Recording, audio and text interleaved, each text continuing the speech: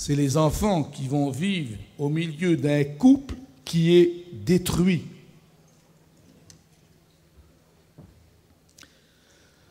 Peut-être qu'il serait intéressant de demander à ceux du fond, par respect pour notre jeunesse, par respect pour ce lieu qui est saint parce que nous avons la présence de Dieu, d'éviter de parler, s'il vous plaît, parce que le thème que nous voulons communiquer à notre jeunesse est de la plus haute importance parce qu'il va avoir une influence sur leur vie entière. Nous vous demandons donc, s'il vous plaît,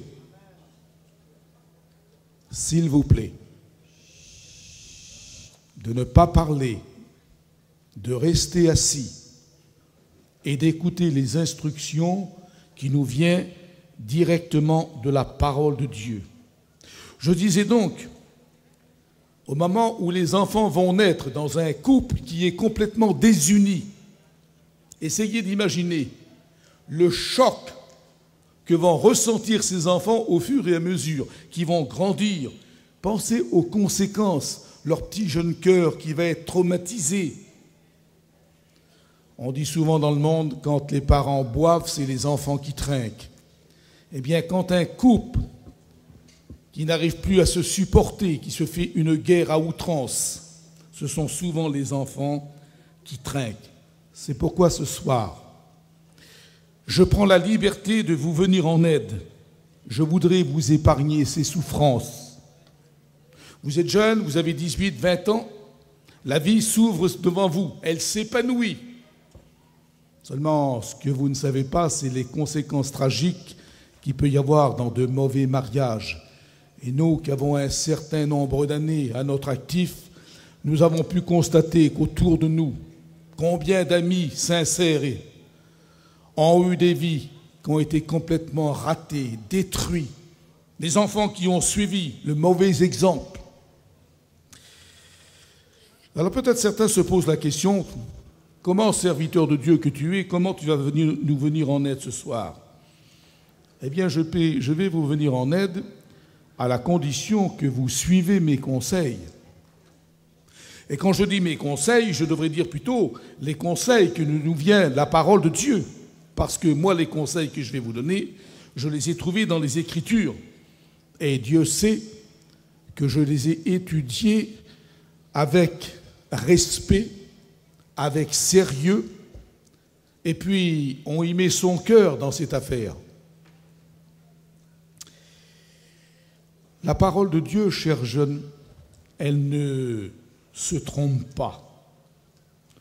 Probablement que vous avez vu certains membres de vos amis ou vos familles qui ont eu ce qu'on appelle des mariages échecs. Et vous avez aussi pu constater les chicanes qu'il peut y avoir entre les deux belles familles. Et le résultat de cet échec dans le mariage conduit tôt ou tard à ce qu'on appelle un divorce. On va donc dire quelques mots sur ce fameux divorce. Est-ce qu'un chrétien, une chrétienne, est-ce qu'il a le droit de divorcer et de se remarier? Voilà donc une question cruciale qui mérite notre attention. Est-ce que la Bible parle d'un tel drame? Parce que le divorce, c'est un drame. Et on est obligé de constater qu'il y a des centaines d'hommes et de femmes, je devrais même dire des centaines de millions d'êtres humains qui, chaque année, divorcent pour une raison ou pour une autre. Ça amène la cassure au sein même du couple. Et ce qui est dramatique pour nous, c'est que malgré tout, il y a beaucoup de croyants qui ont divorcé ou peut-être qui sont sur le point de divorcer. Et puis, certains s'en fichent un peu ou par ignorance. Oh ben, ça va plus avec ce monsieur, ça va plus avec cette dame, chacun refait sa vie et puis voilà, le tour est joué. Alors, est-ce que la Bible parle de divorce? Je préfère m'entourer des conseils de ce que la parole de Dieu dit. Et vous voyez ce livre que je tiens dans les mains, c'est la Bible, parole de Dieu. Et nous allons lire dans le chapitre 7 du premier livre des Corinthiens, où des jeunes avaient posé les mêmes questions à l'apôtre Saint Paul. Et vous allez écouter le conseil que Saint Paul donnait aux chrétiens de son époque. Pour ce qui concerne les choses au sujet desquelles vous m'avez écrit, donc vous voyez, les jeunes Corinthiens, les jeunes filles, les jeunes garçons avaient écrit à l'apôtre. Ils avaient osé demander des choses très intimes, très personnelles. Et je vous invite, jeunes gens, parce que là, moi, je n'aurai pas le temps, de lire en entier tout le chapitre 7 du premier livre des Corinthiens. Et vous allez voir ce que Saint Paul dit. Il dit, je pense qu'il est bon pour l'homme de rester comme je suis. Toutefois, pour éviter la débauche, que chacun ait sa femme et que chaque femme ait son mari. Arrêtons-nous une seconde. Le mariage est une institution divine. Il n'y a pas une seule nation sur cette terre qui peut revendiquer le droit de dire « c'est mon invention ». C'est Dieu qui est l'auteur du mariage. C'est lui qui a amené Ève chez Adam et il leur a demandé d'être féconds, de repeupler la terre. Donc le mariage est une étape importante dans la vie de l'homme, mais elle doit être faite, surtout quand on est chrétien, selon ce que Dieu demande qu'elle soit faite. À ceux qui sont mariés, dit saint Paul, j'ordonne, vous voyez, c'est un ordre, ce n'est pas une recommandation, j'ordonne, non pas moi, mais le Seigneur, que la femme ne se sépare pas de son mari.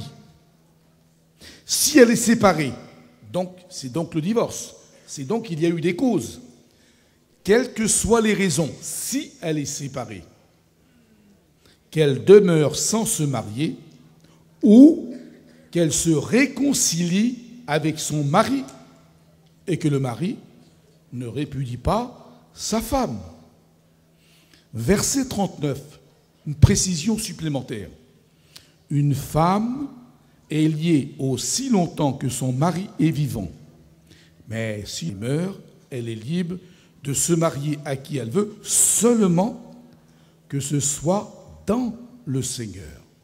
Donc, on découvre par là qu'il peut y avoir pour une cause assez grave, séparation des corps, mais pas de remariage, ou qu'elle se réconcilie avec son mari. La même chose est précisée dans l'Épître aux Romains, au chapitre 7, les versets 1er à 3. Ce qui veut dire qu'avant qu'on parte sur un coup de tête pour engager toute une vie dans un mariage, mesurez bien les conséquences de vos actes. Citons quelques drames dans le couple, parce qu'il y a des drames parfois dans les couples. Il y a, vous savez, aujourd'hui, surtout aujourd'hui, au XXIe siècle, il y a 50 ans, les choses étaient différentes. Mais aujourd'hui, eh bien, il y a des jeunes femmes qui sont autoritaires. Elles veulent diriger le foyer. Le mari, en fait, elle le mène un peu par le bout du nez. Autrefois, les femmes n'avaient pas tous les conforts que vous avez aujourd'hui, jeunes demoiselles. Et ce n'est que bien que vous ayez tout ça. Mais, voyez-vous, malgré tous ces appareils d'électroménager, on découvre encore que les jeunes femmes sont insatisfaites. Elles en veulent toujours plus. Et le mari, pour combler à cela, eh bien, va travailler davantage, beaucoup plus, ce qui fait que ça va être dangereux parce que l'argent est toujours un phénomène de problème dans le domaine spirituel. Ça peut devenir un piège. Et puis, si c'est un étudiant qui sera votre futur mari, ou un candidat au ministère, ou un serviteur de Dieu déjà reconnu, eh bien, c'est encore plus difficile. Donc, on ne se marie pas sur un coup de tête. On ne divorce pas non plus sous un coup de tête. C'est pour ça qu'il faut bien comprendre ce que la parole de Dieu veut que vous sachiez afin de bien réussir votre mariage. Je ne voudrais pas me mêler de votre choix.